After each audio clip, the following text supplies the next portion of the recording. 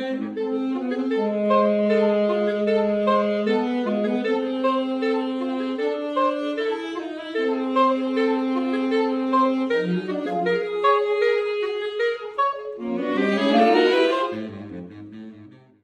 good evening, everyone, and welcome back to Fly Tying Wednesday, presented by Flatwater Fly Fishers.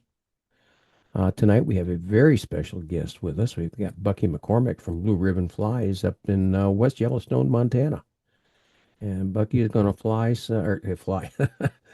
Bucky is going to tie some flies that he uses in fishing out there, and talk about some of the West Montana fishing, I think. So, without any further ado, let me go ahead and spotlight him. There we go. And Bucky, I'm going to turn the mic and the vise over to you. It's all yours. All right. Well, like he said, my name is Bucky McCormik. I'm at Blue Ribbon Flies in West Yellowstone, Montana.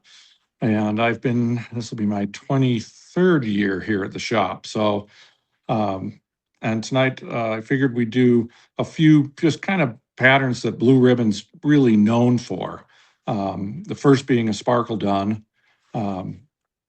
And one of our, I'd say, most popular flies, and still a really effective pattern. So the one I'm doing tonight is called a Drake Mackerel, and it's a drake that hatches in the fall. And I'm tying this on just a standard dry fly hook, size 12. And for thread, I'm using a Danville, just their tobacco brown. We call it $3 dip brown. And that's the thread I'm going to use on it. So to start it, I always just leave at least an eye length room and lay down a base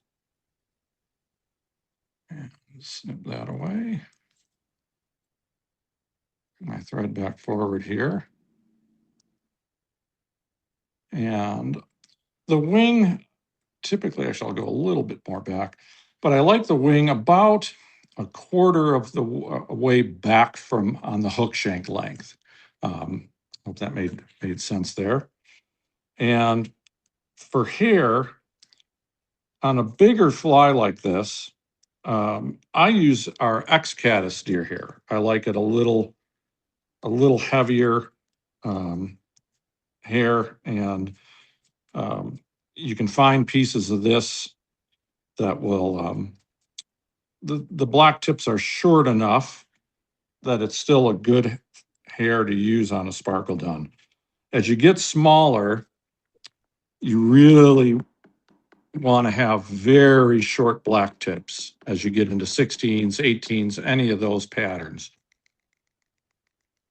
But for these larger flies, our Caddis deer hair, if the right piece is picked, works fantastic. And again, it's just characterized by shorter black tips. And then I don't know if you can see those real well. You see the tan, that's not going to flare. And once you get into the gray, that's where that hair really starts to flare. So I'm just going to measure that, a hook shank length, put that in place, and I'll take 1, 2 loose turns and gradually pull down on that.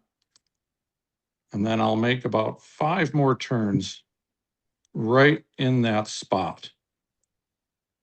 And then just come in, flip away the butt ends. Now here's where you want to be careful. It's easy if you pull right now to have that hair spin around. So what I'm going to do is just come right around into those butt ends, kind of gently at first, and then start increasing the tension I'm putting on that. And don't worry if you catch some fibers, that's fine. We can just come in, trim that, check the bottom of the hook in case you've got some that spun around on you. Then I'm going to bring come here, you, get out of there. Bring my thread right to the back of the deer hair. And then I'm just going to push that hair kind of my thumb and index finger.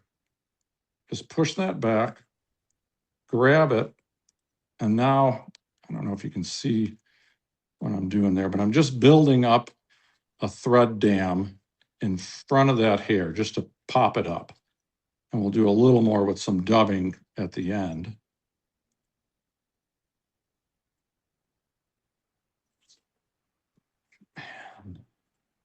There we go. Now I'll bring my thread back behind here. And for the shuck on this, I'm just using, this is Mayfly Brown Zelon. And it's crinkled. So what I'll do is take a strand of it and I just stretch it beforehand. I've already done this piece, but I'll stretch it out so it's a little straighter. Then I'm going to just cut it flat like that. Then I'm going to put it underneath. I don't know if you can see that. I'm on the far side of the hook here. Pull it up and over towards me. And that gives me a wrap right on it. And then I'm going to draw it back. I've got my finger there so it doesn't slide over. And I'm going to have the butt ends of the Zelon kind of even with that hump behind the deer. So there's not a big ramp I have to go up with the dubbing. And then we're just going to wrap this back right to the bend.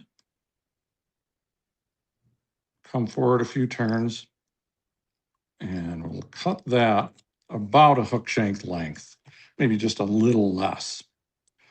And on this fly, it gets a thread rib. So I'm just what I'm gonna do is make a dubbing loop or a loop of thread, take a couple turns around, pull it up, and then move that to the far side of the hook, just like that. And so that's gonna be our rib on this fly. Then for the dubbing, most sparkle duns, particularly the smaller ones, are done with like a super fine dubbing, or you could use beaver, something real fine. On these larger ones, I prefer a coarser dubbing. I want the fly a little messier. So I'm going to use a natural dubbing. This is just some light hare's ear. And one thing I'll mention, if nobody does this, this is a super handy thing to have instead of licking your fingers, is just take a fly cup and a sponge, and you can just dip your finger in there to get that dubbing on the thread. Here, I'm going to put those scissors down, they're squeaking.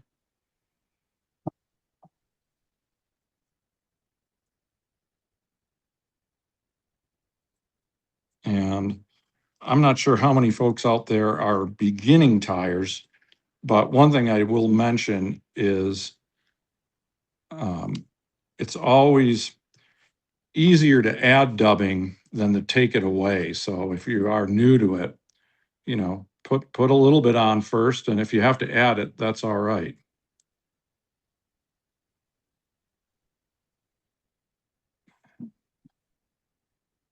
Get that right behind that the deer hair wing there. Then I'm going to take this with Bucky with the hare's ear dubbing. Or is it like a hare's mask blend or whatever? Yeah. That's is that very floaty? I mean, as far as yes, I find it floats fine. You know, obviously I'm treating these flies with floatant. okay.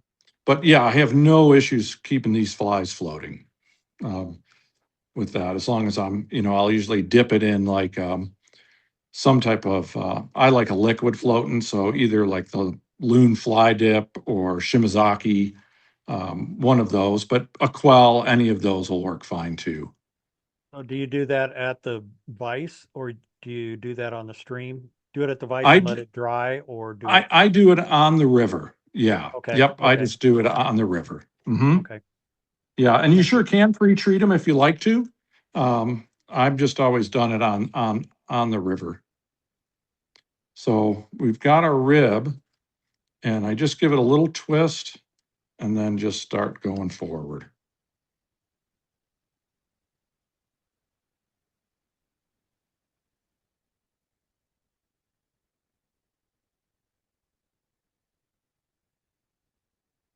There, and then right behind the wing. Oop, I keep hitting my phone there. Hope I'm not going to screw that up. There we go.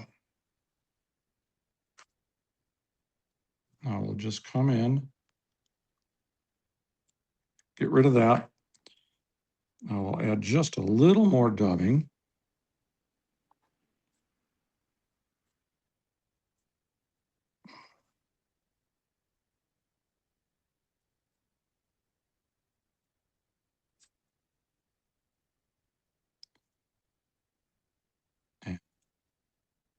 Couple turns there. Now we'll pull our wing back. And again, we're just going to build that up right in front of the wing. And that's going to help stand that up.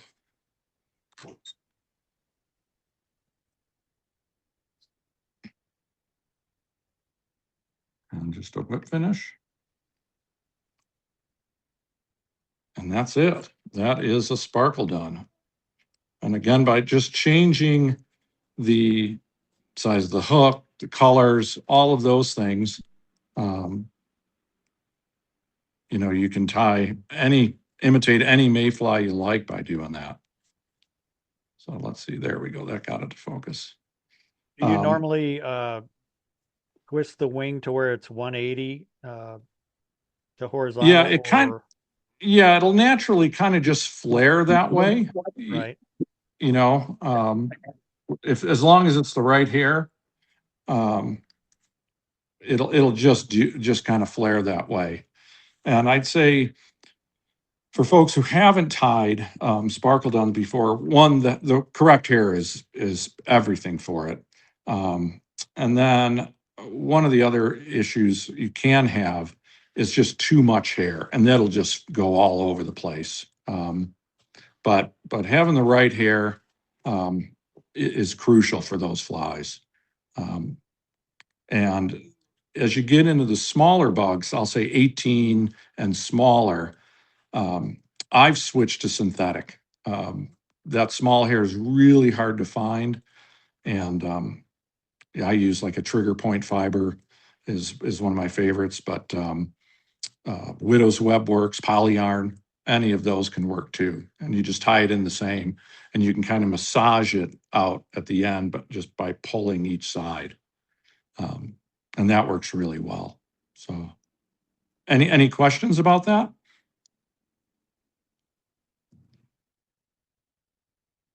I got one that's probably a little off the shelf, but why is it called a sparkle dun? So I think because the original, sparkle because of the shuck. The original we had was the comparadun. So a comparadun would be the same fly, except instead of a shuck, it has the split tails on it going out the back. And then Craig and John did the shuck instead. So imitating the nymphal shuck stuck to the mayfly, in theory, making it an easier prey. It's not going to fly away as easy. And they do work fantastic. It's one of my favorite mayfly patterns. That John Jurasek? Yes, John Jurasek. I'm sorry. Yeah, so Craig Matthews and John Jurasek. Right. And it was right here where they came up with it. So kind of great bug. And not all of them have a rib. Just the Drake Mackerel or the green Drake. Green Drake would be an olive body with a yellow thread rib. Yeah, that's the bug. I'm really interested in the use of Widow's Web for the smaller comparaduns. I use Widow's Web, but I haven't used them on a small comparadun. Yeah, it works fantastic. Like I say, I use the EP trigger point works really well. It's pricier, but it's treated with watershed. So it does float a little nicer. And it doesn't, widow's web can kind of get matted together. So you got to kind of brush it out after a while, where the trigger point fiber doesn't tend to do that very much. But both work fantastic. And those are nice flies, or the nice material for them, because it does float great. It's very durable and readily available. So, yeah. Rolling Mills Yeah. has a super hair or forget the name of it, but it's a really high floating. It's supposed to be completely water phobic or whatever. Okay. I'm trying to remember the name of that stuff, but it's very similar to EP fibers. Okay. Yeah. Who did you think had that or made it? I believe it's Fulling Mill. I don't think it's Orvis. Oh, yeah. What do they call? I know what you're talking about now. It's almost looks like Parapost. Right. If I'm, yeah. And you know, I'm sure that would work well. And you might use one, depending on the fly, you know, maybe at 22, you might use one strand, or two for a 23 for an 18. But yeah, it's not something I've it's called played with. ultra dry yarn. Okay. Yeah. And I'm I sure that carry would it in the work. shop.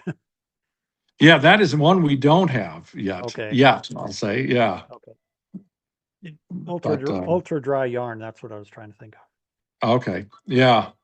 Yeah. But any of those are great substitutes. Again, on the smaller flies, finding the hair that works well is tough from an 18 and under. And yeah, so sorry about the phone. I'm at the shop, and someone is calling after hours. So that was the Drake Mackerel. For the next one, I'll do is I'm going to do our iris caddis. And this is a great bug. You can tie it on a standard dry fly, or originally they tied it on a Tiemco 102Y, was the original hook on that. But this is absolutely fine. And another same dubbing, and very simple bug. For this one, I'm using what we call Caddis Amber Zelon for the shuck. What's the difference between Antron and Zelon, in your opinion? So Antron doesn't float as well as Zelon, and it tends to mat a little more than Zelon. So first, I always think of for flies that maybe you might sink, Antron would be a better choice.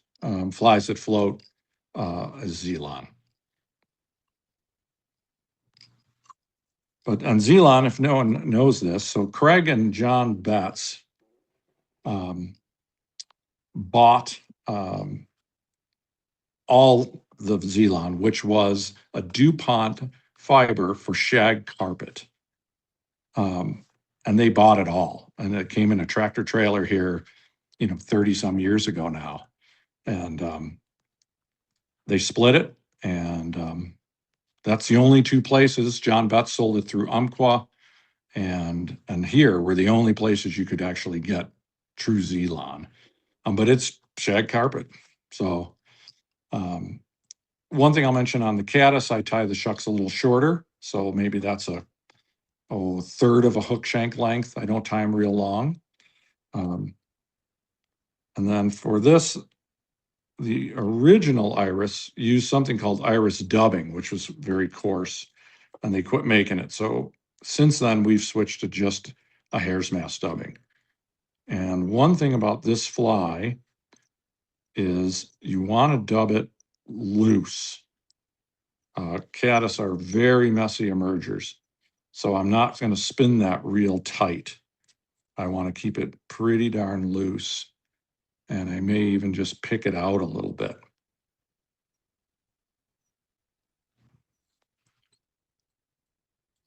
And just wrap that forward about 3/4 of the way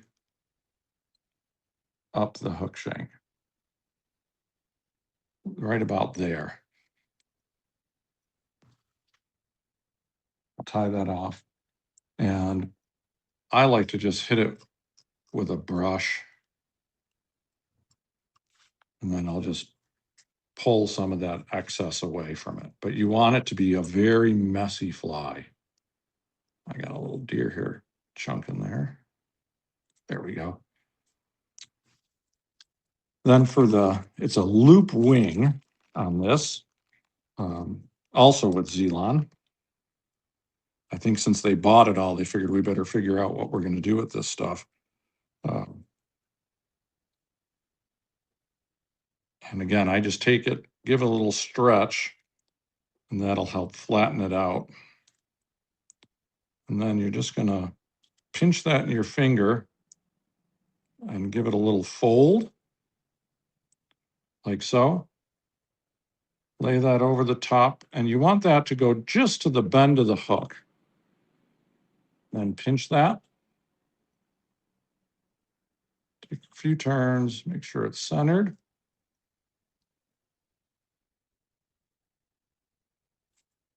Like so.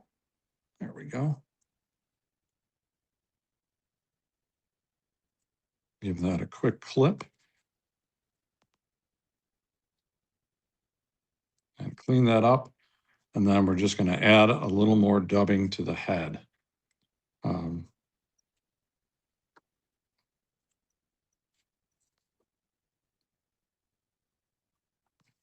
And one of the things, I think Blue Ribbon in particular, when this shop started, it was strictly a wholesale fly tying operation. It wasn't open to the public originally.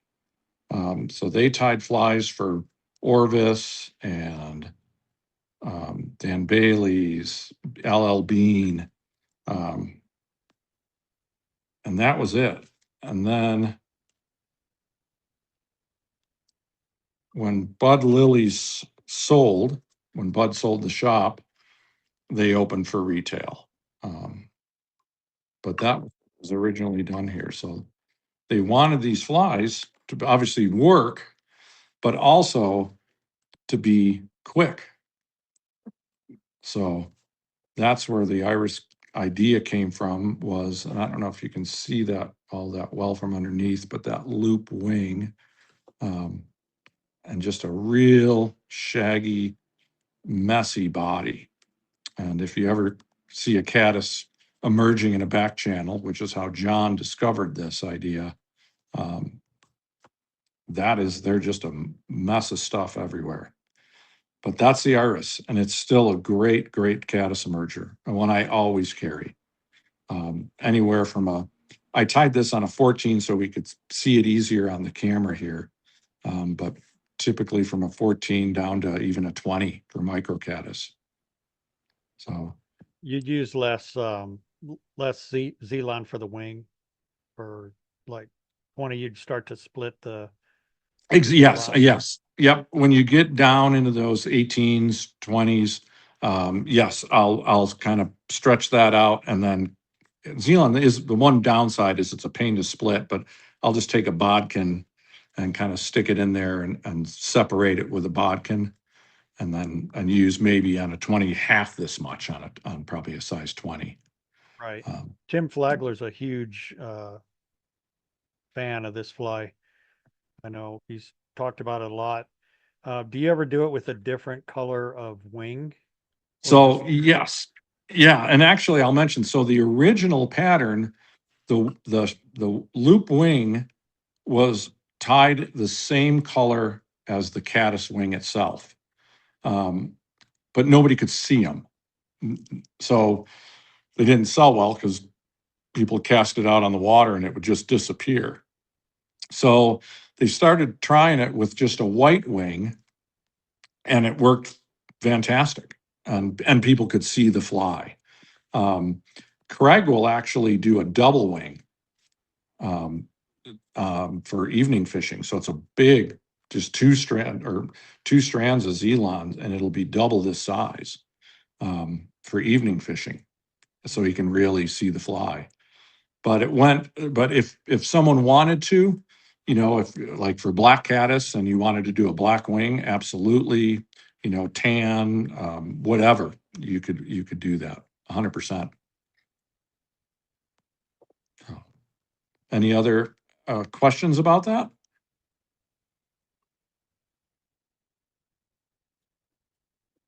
Oh, all right. All right. We'll go to, That's a Craig Matthews pattern as well, right? yeah, yes. Yeah, John kind of came up with the idea. Well, it's a blue ribbon, I would say, more than Okay, anything. okay. Yeah, more blue ribbon. Craig and John, and back then, oh gosh, I'm losing his name, but there were several people around, and they'd all kind of spin these ideas off one another. Right. This one, which is our X Caddis, I would say it's, again, these are probably our three most famous patterns, or well known, I guess. This was um, Jackie's idea, Craig's wife, who said one day, just said, "Hey, why don't you guys just do a sparkle done like a caddis?" And we're like, "Oh, yeah, that kind of makes sense." And so that's where this came from. And these are, again, one of the ideas is these flies are, relatively inexpensive to make and relatively easy to make, um, which is, So a guide fly. yes, yeah, but they work fantastic. And again, this brown thread, I use this on a lot of different flies. Now this fly, the one thing they did do is used an antron dubbing on this one. They wanted a little more sparkle out of the body on this, so this got antron dubbing, and this is just a caddis. We call it X Caddis tan.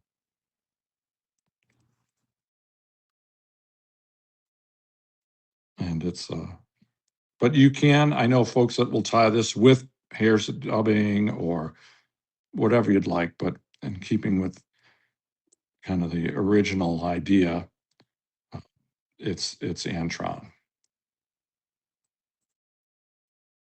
And again, for mine,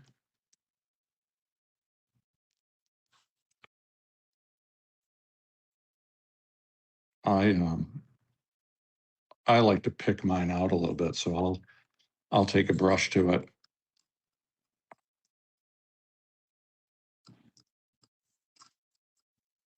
And just get it a little bit fuzzy. I think if it's going to be a type of a merger, I like them fuzzy. And then I do put down a thread base at the front. So when I put my wing on, it doesn't want to slide around that bare hook.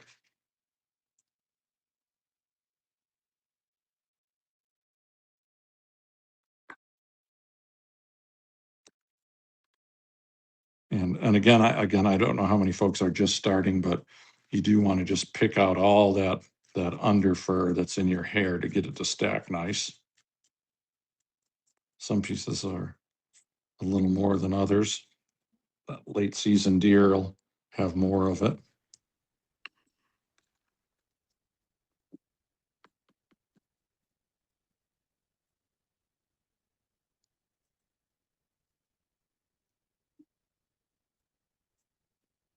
And this is a pattern, as with any of these, just by changing the size and the dubbing color, you can tie it for any hatch imaginable.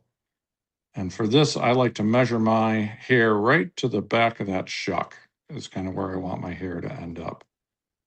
So look there. Now, and some folks like to tie their hair in with just like this. I like to cut mine flat. Where's that camera? There we go. And then what I do is I just put that flat right, you can't see that, but it's right there at the eye. And come over, pull down a couple times. I think you can see that now. And you can see that little head. And then I'll just come through those.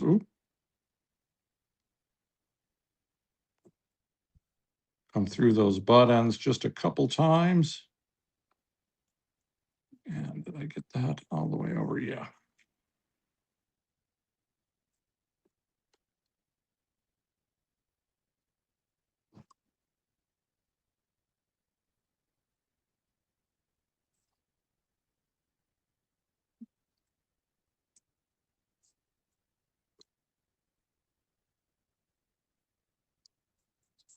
That. Let's see here. There we go. And that's an Caddis. And these are great. Again, all these, once you get it, they're fast ties. I mean, you can fill up your Caddis box or mayfly box quickly with these three patterns. So, but these are the three I think we're most known for. Is there something someone wanted to see, a blue ribbon pattern that someone would like to see tied? Is there a midge that you Bucky's midge or something like that? That I do have, yeah. There's actually what I can do is kind of show you. It's our improved Zelon midge. Is basically, we used to do a fly called a knockdown done. And it was basically tying like a spinner with a shuck. And it was just meant to imitate a crippled mayfly. And the Zelon midge, let me see if I can find that hook here. And see if this hook might be too small. I might go up. We'll see if you guys can see this.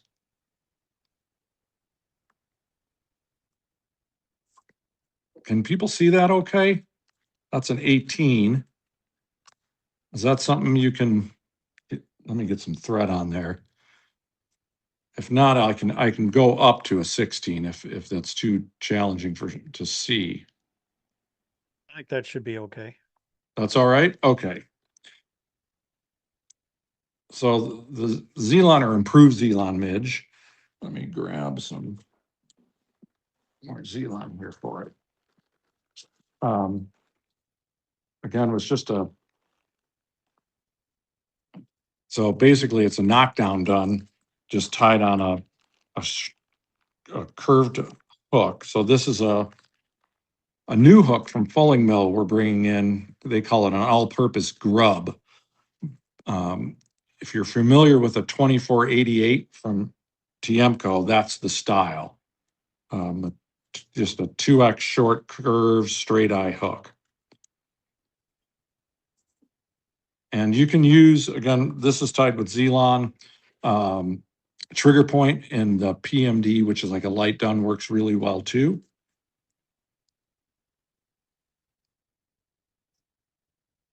And we're just going to pop that on.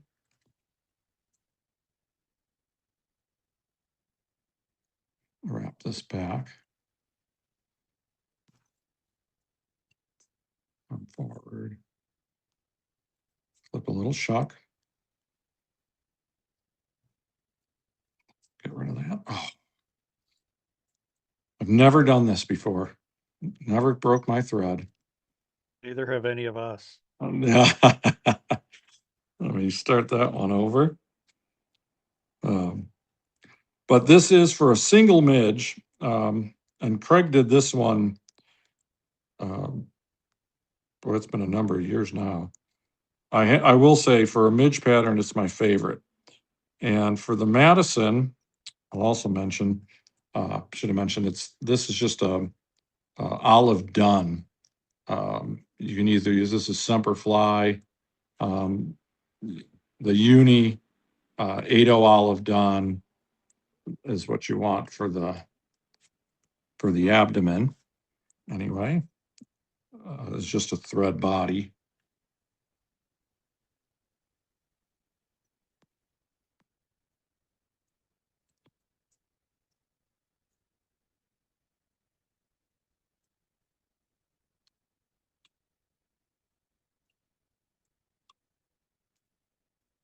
See if I can not cut my thread this time.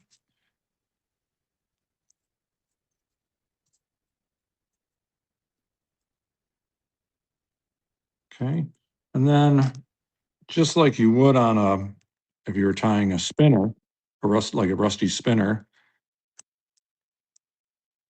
you're just going to take that Zelon and flip it in there.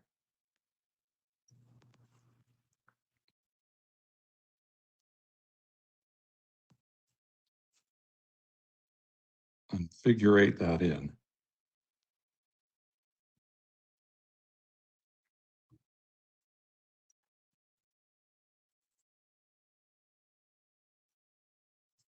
Okay.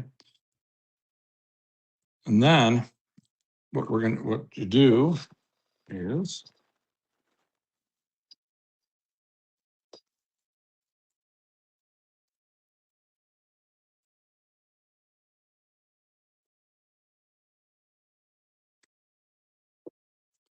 we're just going to take some black, they call it MIdge black Zelon dubbing.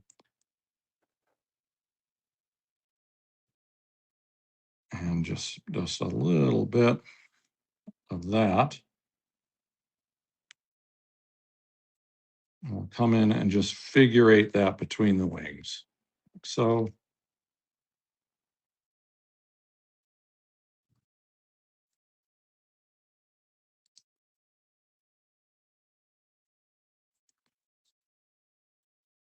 then we would whip finish this at this point. And then for the wing, if you just pull them back, butt your scissors up right at the bend of the hook, clip it, and there's your wings. And that's an improved Zelon midge. Let me see if that helps focus it a little more. But that's a fly, and it's a dynamite single midge pattern. And then what I did is took that same idea. Let me just get rid It of looks this. pretty visible as well. It's Like not, yes, it's not bad. It's not bad to see. Let me just find it. Sorry, I should have had some of this ready. I kind of sprung that one on you. No, it's all right. No, it's great. I'm happy to do them. I thought, well, shoot, I thought we could do this as a cluster. Let's see, is that too big? Oh, that'll work. And what I just started doing is taking a grizzly hackle and I figure eight it between the wings. And I don't know how many folks have ever read any of Vince Marinaro's books, but the original thorax done was really messy, and he would tie it with these giant, I think he used mallard for wings, and then he would figure eight the hackle between them. So I kind of lay the hackle on top. And what's great too is this fly is meant to be messy. So neatness does not count. It's just an absolute mess. It's my kind of fly. Yes. Yeah. I mean, it's just meant to be a cluster. So there's legs and stuff just all over the place. Just like, watching these midge clusters on the Madison kind of bouncing around or getting skated everywhere. So I just figure eighted that 2 times on each side. And again, don't worry about fibers sticking out. That's great. Make it a mess.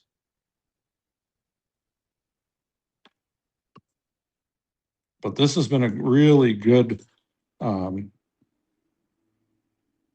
midge cluster for us. We call it a skittering Zelon midge. MFC calls it Bucky's midge cluster.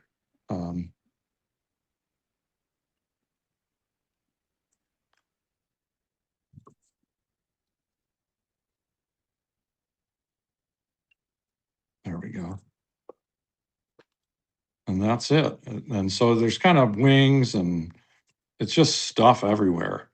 And but what's great about it is in those currents, it'll kind of slide around just like those clusters do. So I like it on an 18, and if they're on them, it's a good one. I need kind of like Griffith's gnat, but with a lot more bling to it. And yeah, it looks like it might even be more visible, you know, with the white wings and tail in there. yeah, I can see it well, and like I say, it's a mess, which I love. I don't have to try and make something all pristine and pretty. So it's a dynamite bug for midge clusters, and we usually get them on the Madison starting in mid-late February. We'll start seeing them, and yeah, it's a good fly for me. One other pattern I'm thinking of, unless there's something, if someone had any other request, but is one of our what we call a blue ribbon cripple pattern that Rowan Nyman came up with, their DOA done. And you can do these for any hatch you want. I'm going to see if I can find all the stuff for this real quick. Been talking a lot lately about emergers and cripples and vulnerable stages. Yes. Because things like a caddis fly will go to the surface, and most species of caddis, they go to the surface and they're gone. There's some mayflies that are the same thing. They don't spend a lot of time, sitting, drying their wings on the surface. If it's maybe a drizzly day or something, maybe they would stay a little longer. But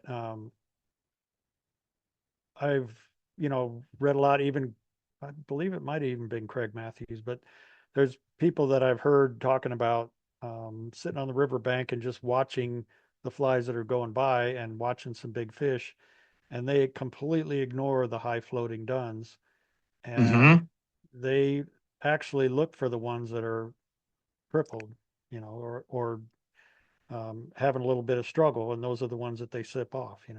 Yep, absolutely. No, I think there's a lot of merit in that they like the stuff that looks like a mess. Let me just change thread here. Quickly.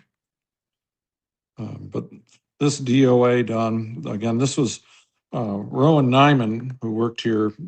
Boy, he's been gone for, I don't think it's been 24 years since he's been here now, but oh, that's nano. I don't want that. Where's just black thread? This will work. Iron gray, perfect. And again, this fly, for any hatch you can imagine, you can tie it. What I happen to have handy here would be for our Beatis hatch, but you could use it again for PMDs, regular Beatis, which I really like. We do this with a black wing, which is super visible on those overcast, real silver light days. You can really see that black wing, but this one, I'm going to start my thread about a third of the way back and just wrap this down. And I'm going to use that brown Zelon for a shuck. And you can use the brown Zelon really for just about any of the mayflies. I do like, for Beatis, I do like a dun colored shuck. But for pretty much any of them, just the brown is absolutely fine.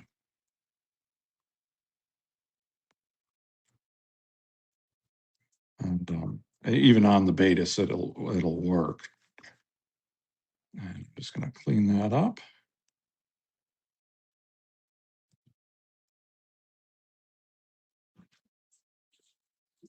This may And sound for picky, but do you always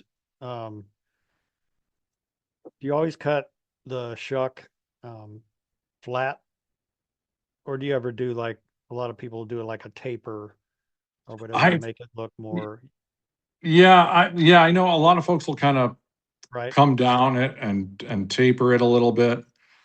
I've always just done them flat. It's the way they've always done them here.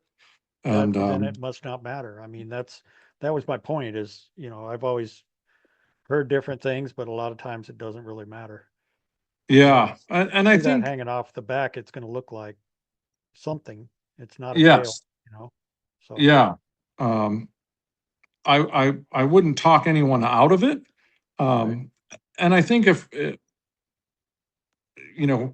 our confidence in the fly, I think we just fish them better.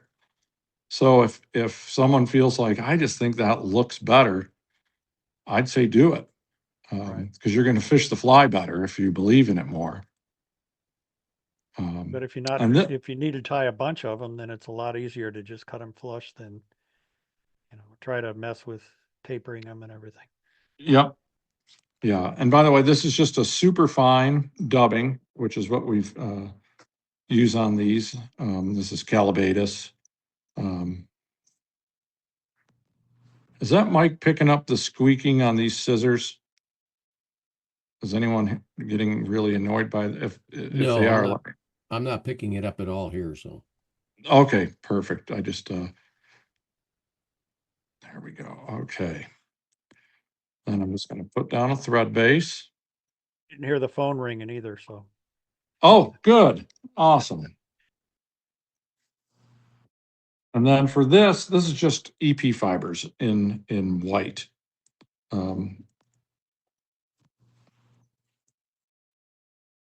And again, widow's web, polyyarn. If you have a favorite synthetic or just have a lot of it, I would not talk you out of widow's web, poly, any of those.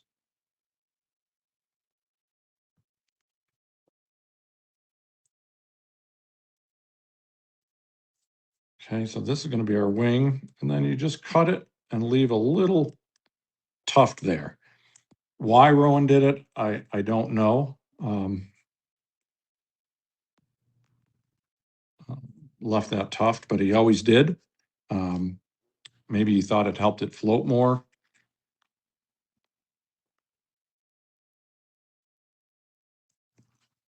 But and actually, this pug, it's good.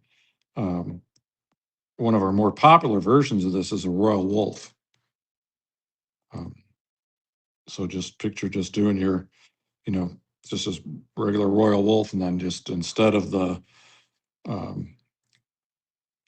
doing calf or anything for wings, you're just doing this again, EP fiber or widow's web. Any of those would be great.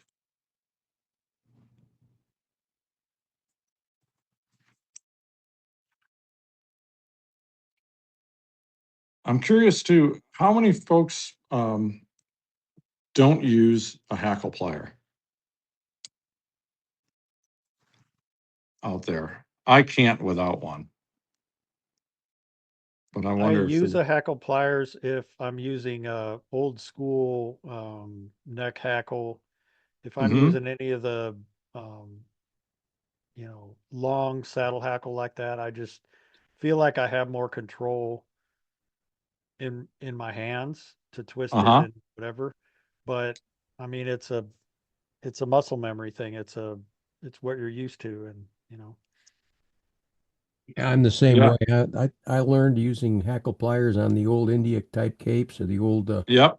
type, and when I started using the longer saddles from all of the hybrid chickens, I found it was much easier to use my fingers because I could choke up on the fly and without or Mm-hmm. on the hackle without damaging the hackle. So Yeah.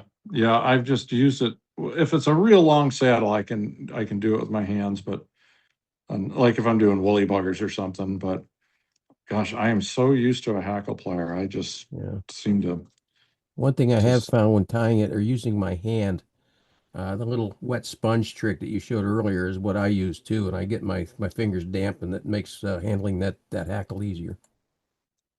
yeah. Yeah. I'm sure. Yeah, absolutely. Then you're just going to come in and just trim this flush with the hook point.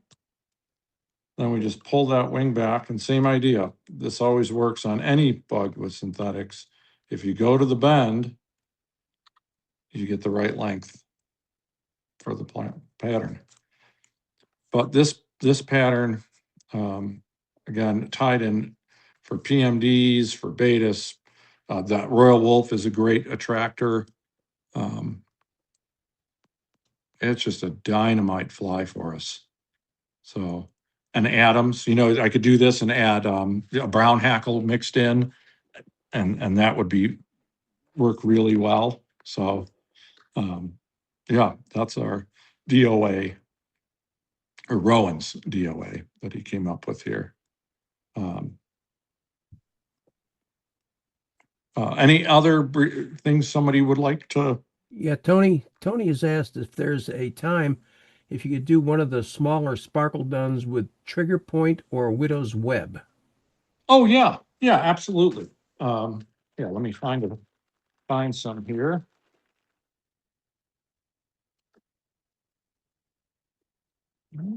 while he's looking that up, if anybody hasn't done it yet, if you go to Blue Ribbon Flies website and scroll all the way to the bottom, there's a newsletter.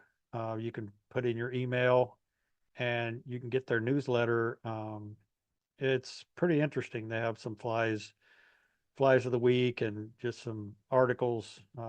It's a pretty interesting newsletter. So if you're interested in that, just look for Blue Ribbon Flies and scroll all the way to the bottom and get their newsletter. And I'll Yeah, be right back. I just got to go grab. I'll put a link in the comments section of the YouTube video if anybody wants it. So I've been a subscriber to their newsletter for years and always look forward to it. Usually it's Thursdays or so, but on a nice cold, or not nice, but cold winter day, to open that up and see what's going on out there, it's very, very refreshing.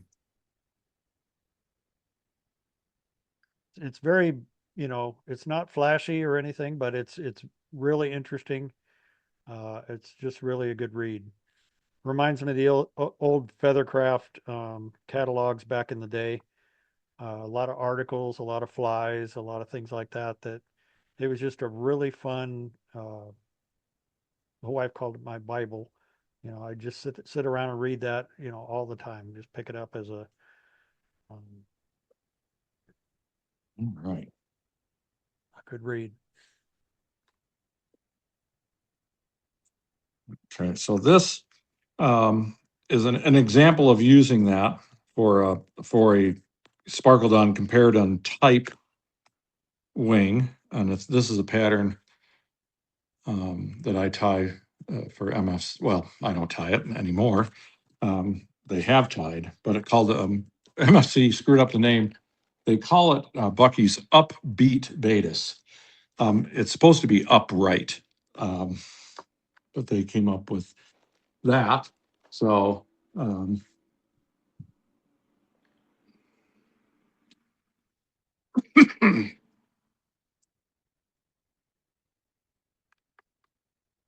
Well, I'd be pretty upbeat if they had one of my flies in their inventory. So yeah, yeah, they.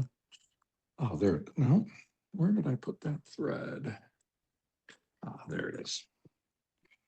But this is on that kind of 2488 style hook. Again, this is a new one from Fulling Mill. But same style, 2X short, straight eye.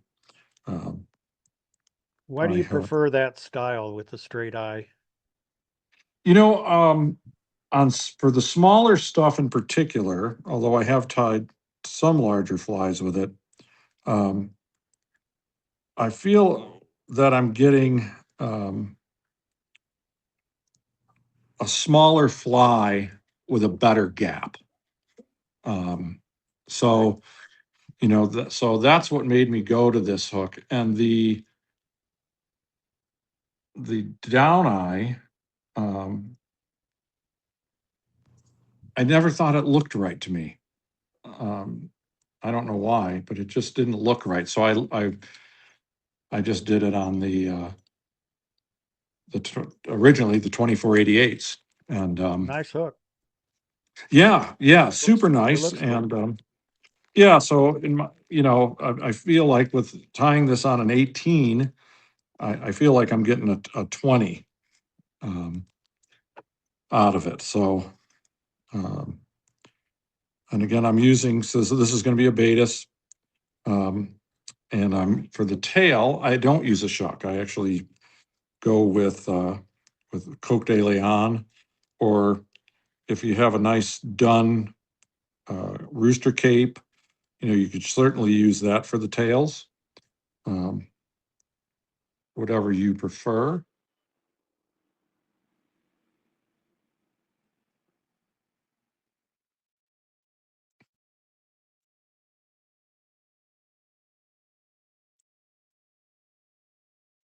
And I don't bother truly splitting them. I just come underneath it with the thread, and that just kind of splays them out enough, I feel like.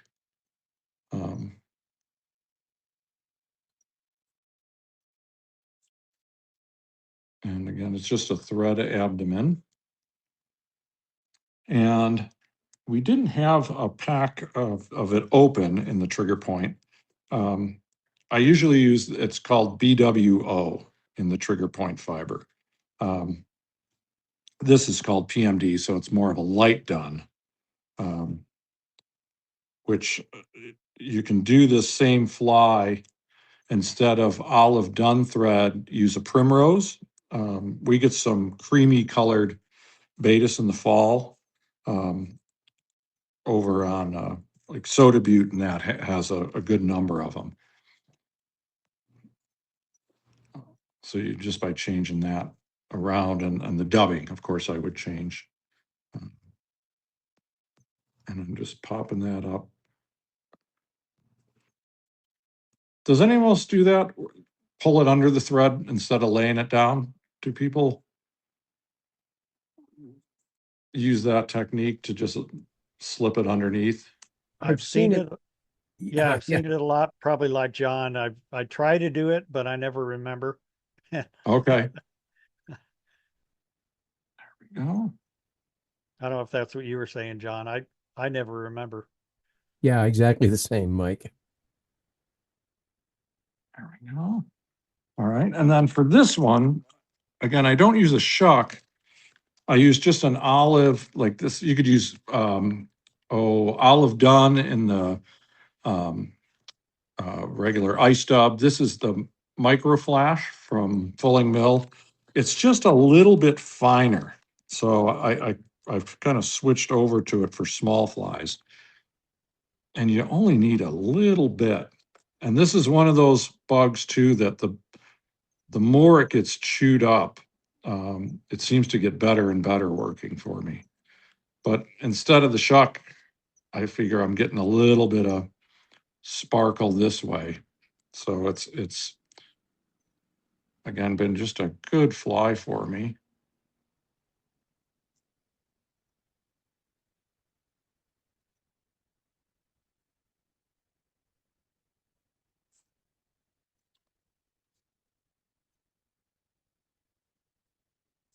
And that's a good one up on the Missouri. I've had really good, well, and down here, but the Missouri, it's a good bug for me.